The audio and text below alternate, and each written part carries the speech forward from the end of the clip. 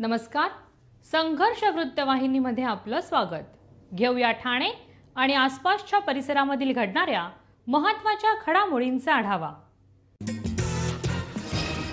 ठाण्यातील शिवसेना माजी महापौर हरिश्चंद्र पाटील यांच्या वाढदिवसानिमित्त नळपाडा येथील शिवसेना जनसंपर्क कार्यालयाचे उद्घाटन राज्याचे परिवहन मंत्री प्रताप सरनाईक यांच्या हस्ते उत्साहात पार पडले। या जनसंपर्क कार्यालयाच्या माध्यमातून नळपाडा, गांधीनगर, सुभाषनगर इत्यादी भागातील नागरिकांच्या समस्या सोडवण्यात येणार असून या नव्या कार्यालयामुळे नागरिकांना मोठा दिलासा मिळालेला आहे। तसेच नागरिकांना अनेक समस्यांसाठी महापालिकेत यावं लागत होतं, मात्र आता या जनसंपर्क कार्यालयामुळे अनेक समस्या त्या ठिकाणी सोडवणार आहेत। माजी महापौर हरिश्चंद्र पाटील, माजी नगरसेविका कल्पना पाटील यांच्यासह प्रमुखांना त्यांचे दोन्ही सुपुत्र विकी पाटील आणि नरेंद्र पाटील हे देखील नागरिकांच्या सेवेत सहभागी होणार असल्याचं शिवसेना माजी महापौर हरिश्चंद्र पाटील यांनी यावेळी सांगितलं। यावेळी शिवसेना लोकसभा संपर्क प्रमुख मनोज शिंदे, शिवसेना माजी नगरसेवक व सभापती स्थायी समितीचे संजय भुईर, शिवसेना विभाग प्रमुख रवी घरत, समाजसेवक अंकुश मडवी, समाजसेवक राजू घरत, हरी तिवारी, हरीश सिंग यांच्यासह असंख्य महिला व पुरुष पदाधिकारी कार्यकर्ते येथे उपस्थित होते। आता छोटा ऑफिस आहे, इलेक्शन नंतर मोठा करणार आहे। आजूबाजू के सब झालेले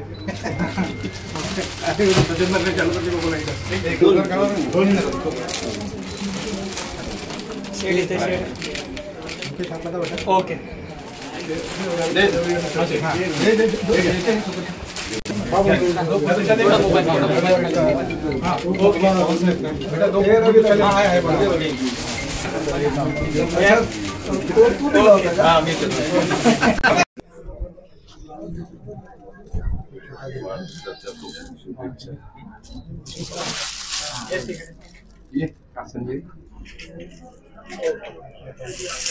ठाणे महानगरपालिकेचे लोकप्रिय माजी महापौर होते। त्यांच्या महापौर पदाच्या कारकिर्दीमध्ये अनेक विकास कामे या महापालिका हद्दीमध्ये झालेले आहेत आणि आज त्यांचा वाढदिवस। सर्वप्रथम आपल्या माध्यमातून मी वाढदिवसाच्या खूप खूप शुभेच्छा देतो। ते आज 40 वर्ष त्यांनी आज 50 पूर्ण करून पुढे पदार्पण केलेलं आहे। त्यांना त्यांच्या वाढदिवसाच्या शुभेच्छा द्यायला आम्ही सगळे, मी संजय भोईर, आमचे रवी घरत, सगळे आम्ही मंडळी आलेलो। त्यांना त्यांच्या कुटुंबियांना शुभेच्छा दिल्या, आमचे ॲडव्होकेट विकी पाटील यांनाही शुभेच्छा। त्यामुळे हे सगळं आमचं कुटुंब आहे। गोळाबाजोडा विधानसभा मतदारसंघातले आमचे हे सगळे सहकारी, माझे धाकटे भाऊ म्हणून गेल्या अनेक वर्षापासून माझ्या सोबत आहेत आणि त्यांच्या शुभ कार्याला शुभेच्छा देणं हे मी माझं कर्तव्य समजतो। कारण नुकत्याच झालेल्या माझ्या विधानसभेच्या निवडणुकीमध्ये यांनी स्वतःनी जीव गुंतून काम केलं सगळ्या आमच्या कुटुंबियांनी आणि त्यामुळे प्रताप सरनाईक यांना पूर्ण राज्यातून 7व्या नंबरानं निवडून येण्याचा बहुमान मिळाला। 1,08,000 मताधिक्य मिळालं आणि त्यामुळे हे सगळे सहकारी माझ्या विधानसभेच्या निवडणुकीमध्ये माझ्या सोबत राहिले आणि आता महापालिकेच्या निवडणुका लागणार। त्यामुळे ह्या महापालिकेच्या निवडणुकीमध्ये मी त्यांच्यासोबत राहून सगळे आमचे जास्तीत जास्त या परिसरातले असे नगरसेवक निवडून येईल त्यासाठी आम्ही प्रयत्न करणार आहोत। हा एक आनंदाचा क्षण त्या ठिकाणी आहे आणि या आनंदाच्या क्षणामध्ये आपण आज जनसंपर्क कार्यालयाचं उद्घाटन माननीय या राज्याचे परिवहन मंत्री माननीय प्रताप सरनाईक साहेबांच्या हस्ते त्या ठिकाणी झालेलं आहे।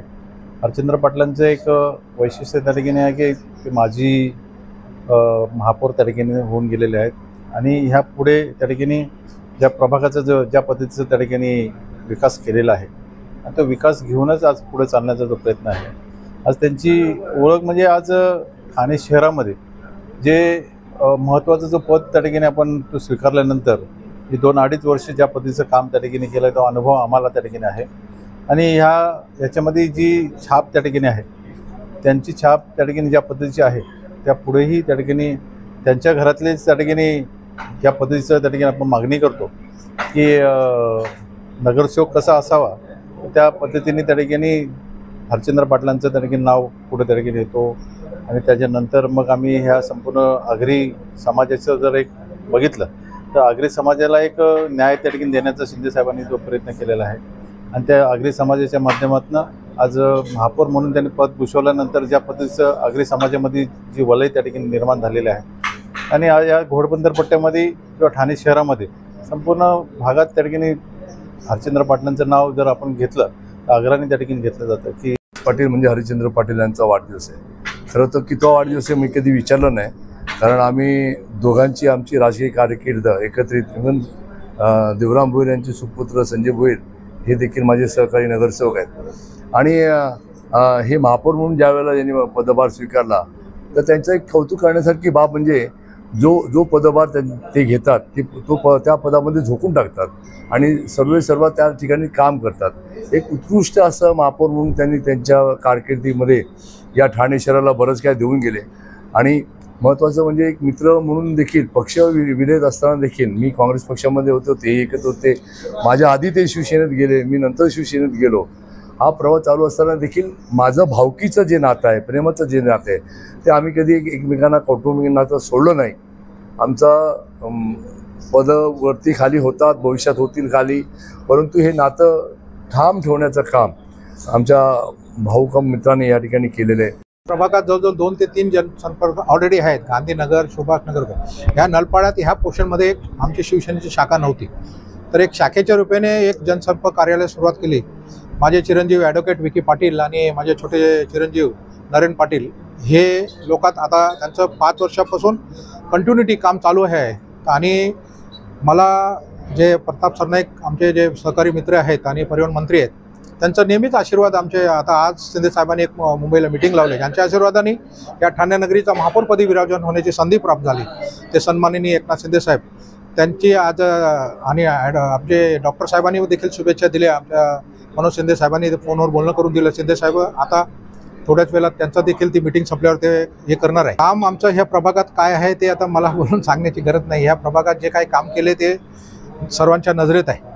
आणखीन जास्त विकास व्हावा आणि येणारी पिढी, आता ॲडव्होकेट विकी पाटील आहे, नरेन पाटील आहेत, ह्या मुलांनी, आता मी 4-5 टर्म काढले, महापौरपदी विराजमान झालो. आता मला अशी इच्छा आहे का वरचं काय पुढचं काय असेल ते इलेक्शन मी लढलं पाहिजे असं मला वाटतं. कारण का 4 टर्म लढल्यानंतर आपल्याला, आता माझा मुलगा 24 घंटे काम करतो लोकांचे, ॲडव्होकेट आहे. माझा छोटा मुलगा has complete his MS from Chester university London. ही माझी एक ॲसेट आहे. पॉलिटिकलमध्ये लोक म्हणजे बोलतात का रे महापौर झाले यांची मुलं शिकली आहेत का नाही आहेत, म्हणजे आपण पॉलिटिक्समध्ये असल्यानंतर मुलं शिकली का नाही याची हे असते, पण I have both the son, both are highly qualified. आणि ही माझी एक ॲसेट आहे. ॲडव्होकेट आहे मोठा मुलगा, छोटा मुलगा आता MS करून आले. याच्या पलीकडे मी काही समजत नाही, पण राजकारणामध्ये काम करत असताना माझं मी भाग्य समजतो. मिसेस पाटील देखील नगरसेवक आहेत, त्यांनी हॅट्रिक केली. आणि भाग्य असं समजतं का माझ्यानंतर, माझ्या मिसेसच्या याच्यानंतर माझी 2 मुली लोकांची सेवा करण्याची इच्छा प्रकट झाली त्यांच्यात. They are both are the businessman, even though त्यांची एक इच्छा आहे का बाबा लोकांची सेवा झाली, याच्या पलीकडे काय भाग्य असू शकतो. नमस्कार. आज मी सरनाईक साहेबांबरोबर दादांच्या बड्डेला आलेलो. त्यांनी उत्कृष्ट एकदम एरियामध्ये गरजेचा एक शाखा उपलब्ध करून दिलेली आहे सर्व कार्यकर्त्यांसाठी. आणि संजय दादा बोलले, शिंदे दादा बोलले आणि सरनाईक साहेबांनी त्यांचं एवढं कौतुक केलेलं आहे. आणि मी काय मला मार्गदर्शन लागत असेल कधी राजकीय क्षेत्रात असो किंवा बिझनेस क्षेत्रात, मी दादांकडनं मार्गदर्शनासाठी नेहमी येत असतो आणि त्यांचं नेहमी मला मार्गदर्शन भेटत असतो. आणि आज त्यांचा वाढदिवस आहे. त्यांच्या मनातल्या जेवढ्या इच्छा असतील राजकारणी क्षेत्रामध्ये आणि व्यावसायिक क्षेत्रामध्ये ते पूर्ण व्हावा ईश्वरचरणी ही प्रार्थना करेन. आणि त्यांना वाढदिवसाच्या खूप खूप शुभेच्छा माझ्याकडून. सर्व नागरिकांना आवाहन करण्यात येत आहे की सध्या डासांमार्फत पसरणाऱ्या डेंग्यू या आजाराचा प्रसार रोखण्यासाठी प्रत्येकाने पुढील प्रमाणे कार्यवाही करावी. डेंग्यू आजार एडिस इजिप्ती हा डास चावल्याने होतो. या डासांची पैदास साचलेल्या किंवा साचवलेल्या स्वच्छ पाण्यामध्ये होते. 8 दिवसांपेक्षा जास्त दिवस पाणी उघडे व साचून राहिल्यास त्यात डास अंडी घालतात. अंड्यांच्या अळ्या तयार होऊन पुढे डास तयार होतात. यासाठी आपल्या घरातील पाणी साठे, उदाहरणार्थ बॅरल्स, पिंपे, टाक्या, हौद, रांजणे इत्यादी दर आठवड्याला रिकामे करून घासून पुसून कोरडे करून पुन्हा भरावे. 1 दिवस कोरडा दिवस म्हणून पाळावा. पाणी साठ्यांना घट्ट झाकणे बसवावीत किंवा जुनी साडी, चादर, धोतर यांनी बांधून झाकून ठेवावीत, म्हणजे डास त्यात जाऊन अंडी घालणार नाहीत. घराच्या गच्चीवर, आजूबाजूला, अंगणात कोठेही पाणी साचू देऊ नये. भंगार सामान उघड्यावर टाकू नये. उदाहरणार्थ टायर्स, प्लास्टिक सामान, कुंड्या, टाकाऊ वस्तू इत्यादी. अशा सामानात पावसाचे पाणी साठून त्यात डेंग्यूच्या डासांची पैदास होते. घरातील कूलर्स, फ्रीजच्या पाठीमागील ट्रे हे देखील वेळोवेळी कोरडे करावेत. लक्षात ठेवा, नुसत्या फवारणीने डास घनता कमी होत नाही, तर त्यासाठी डास पैदास ठिकाणे नष्ट करणे ही आपल्या सर्वांची जबाबदारी आहे. कोणताही ताप अंगावर न काढता जवळच्या शासकीय रुग्णालयात मोफत औषधोपचार घ्या. अशा प्रकारे नागरिकांनी सहकार्य केल्यास डेंग्यूचा प्रसार रोखणे सहज शक्य आहे.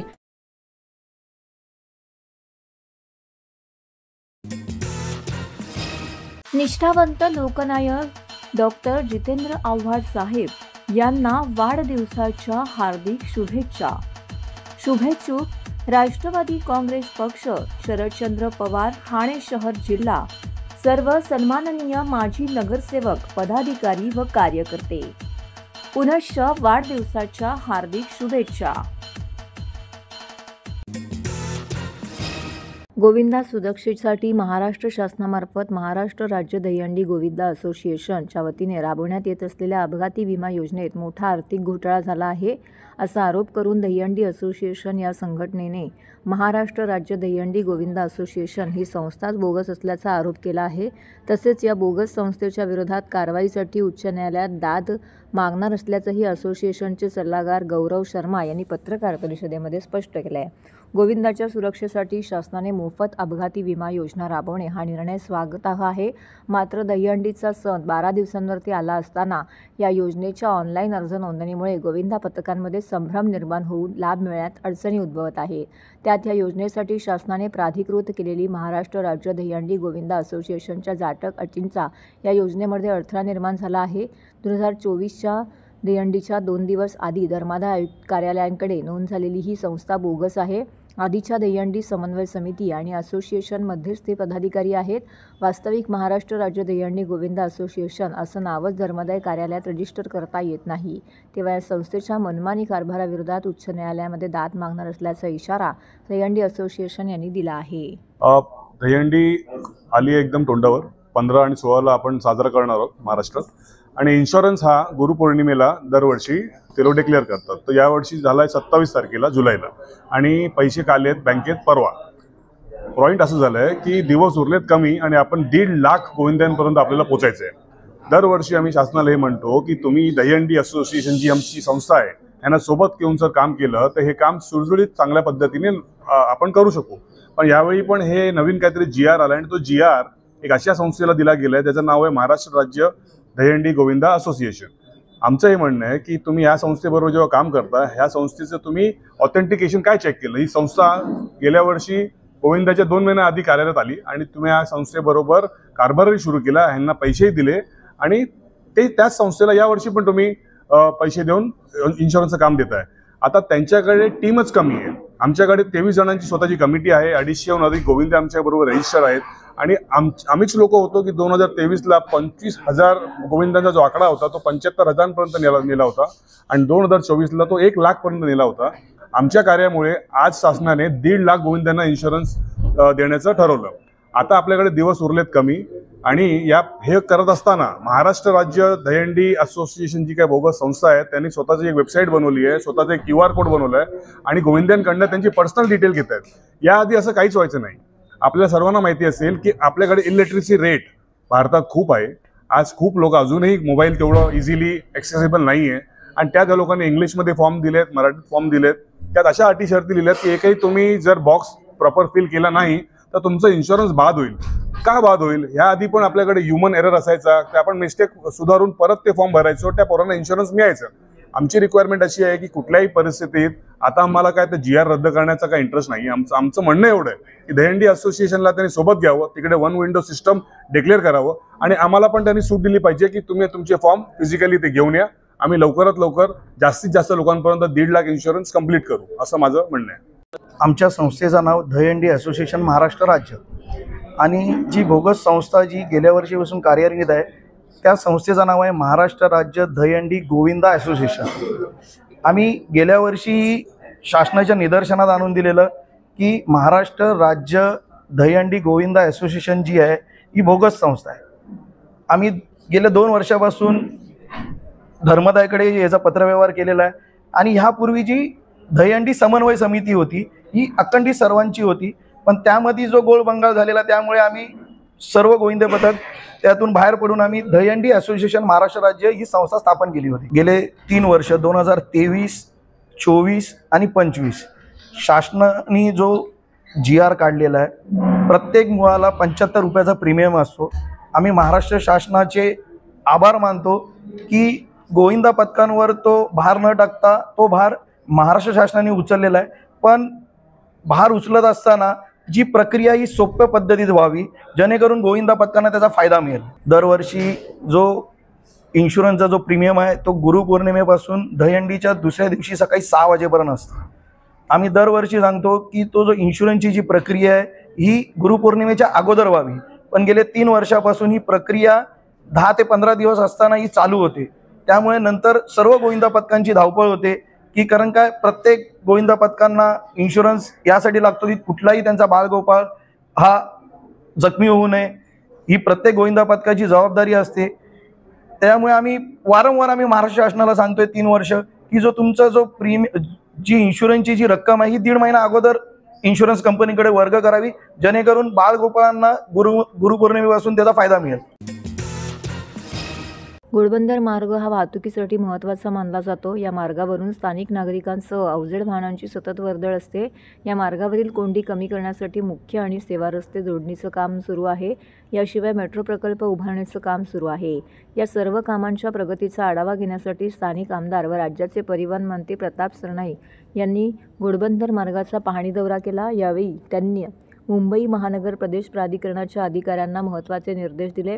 घोडबंदर मार्गावर सुरू असलेल्या सर्वच प्रकल्पांच्या कामाच्या प्रगतीचा आढावा घेण्यासाठी स्थानिक आमदार व राज्याचे परिवहन मंत्री प्रताप सरनाईक यांनी घोडबंदर मार्गाचा पाहणी दौरा केला।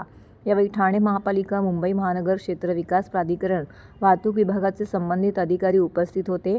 यावेळी सरनाईक म्हणाले, 5 ते 6 वर्षापूर्वी ठाणे मेट्रोचं काम सुरू झालं तेव्हा सेवा रस्ते हा मुख्य रस्त्याच्या बाजूला होता, परंतु घोडबंदर मार्गावरील वाढती वाहतूक कोंडी लक्षात घेता तत्कालीन मुख्यमंत्री एकनाथ शिंदे यांना विनंती केली की सध्याचा सेवा रस्ता हा मुख्य रस्त्यांमध्ये विलीन करावा, जेणेकरून घोडबंदर रस्त्यावरील वाहतूक कोंडीचा प्रश्न मिटू शकेल। त्या अनुषंगाने 600 कोटी रुपये अतिरिक्त निधी यासाठी उपलब्ध करून देण्यात आला। हे काम पावसाळ्यानंतर सुरू करून या वर्षाअखेरीस पूर्ण करावे असंही त्यांनी म्हटलंय। संपूर्ण घोडबंदर रस्ता सिमेंट काँक्रिटीकरण करा, मेट्रो स्थानके आणि त्या अनुषंगाने इतर कामांची पाहणी मंत्री सरनाईक यांनी केली।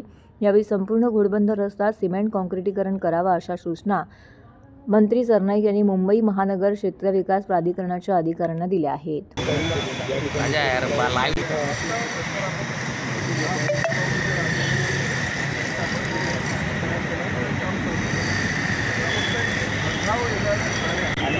यानंतर यासाठी आपण हे बोलतोय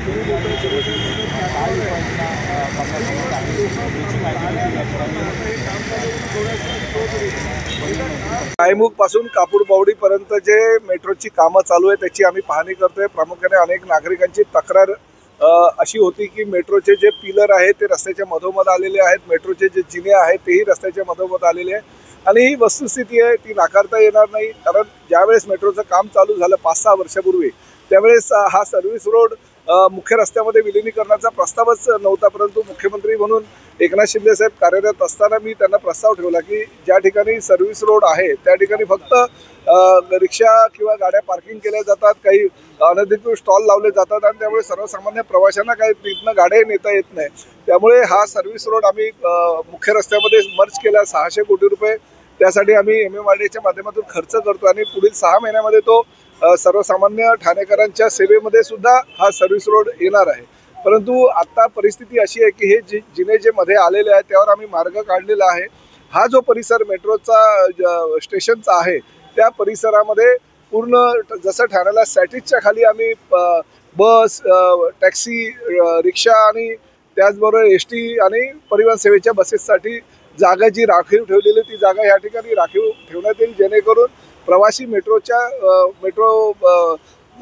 जे शेवटचं स्टेशन आहे तिकडनं खाली उतरल्यानंतर त्याला सेफ्टी होईल आणि त्याला कुठल्याही प्रकारे भरधाव गाड्यांच्या समोर जावं लागणार नाही। त्यामुळे कुठल्याही प्रकारे त्या ठिकाणी अपघात होणार नाही, लोकांना त्रास होणार नाही अशा पद्धतीची भूमिका MMRDAच्या अधिकाऱ्यांना घ्यायला मी आज सांगितलेलं आणि त्याचं प्रेझेंटेशन पुढील 15 दिवसामध्ये आम्ही उपमुख्यमंत्री एकनाथ शिंदे साहेबांकडे करू आणि ते प्रेझेंटेशन त्यांना मान्य झाल्यानंतर मग आम्ही पुढली कारवाई जी आहे ती करू. परंतु एका अर्थी काही गोष्टी चांगल्यात म्हणजे वाईटातून चांगलं होतं तसं हे झालेलं आहे. कारण प्रत्येक मेट्रो स्टेशनच्या बाहेर लोकांना स्वतःचा असा वाहतूक विरहित कोंडी विरहित हा परिसर मिळणार आहे आणि त्यामुळे जाण्या येण्याला सुद्धा त्यांना अतिशय जे त्रासाला सामोरं जावे लागतं प्रत्येक ठिकाणी त्याचं इकडे जावं लागणार.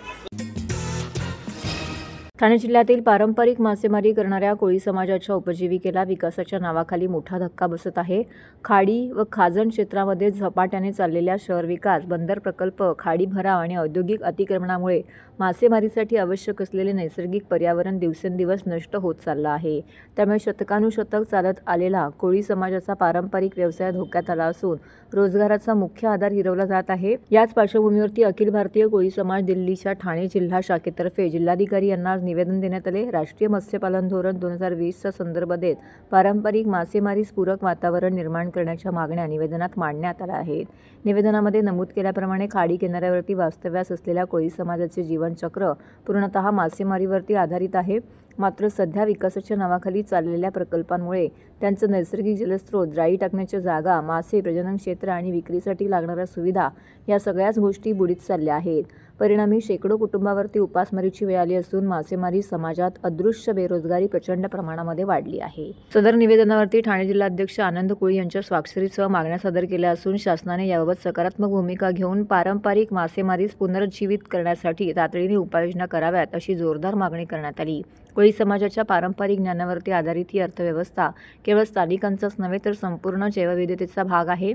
त्यामुळे विकास आणि पर्यावरणाचा समतोल राखत मासेमारी व्यवसायाचे जतन करणे हे प्रशासनाचे नैतिक कर्तव्य आहे, असे या निवेदनातून अधोरेखित करण्यात आलं आहे. या प्रकरणी नुकतेच निवेदन देण्यात आलं आहे, अशी माहिती अखिल भारतीय कोळी समाज नवी दिल्ली ठाणे जिल्हा अध्यक्ष आनंद कोळी यांनी दिली आहे. तर हे होतं संघर्ष वृत्तवाहिनीचं आजचं बातमीपत्र. उद्या पुन्हा भेटू याच वेळी याच ठिकाणी ताज्या घडामोडींसह. तोपर्यंत नमस्कार.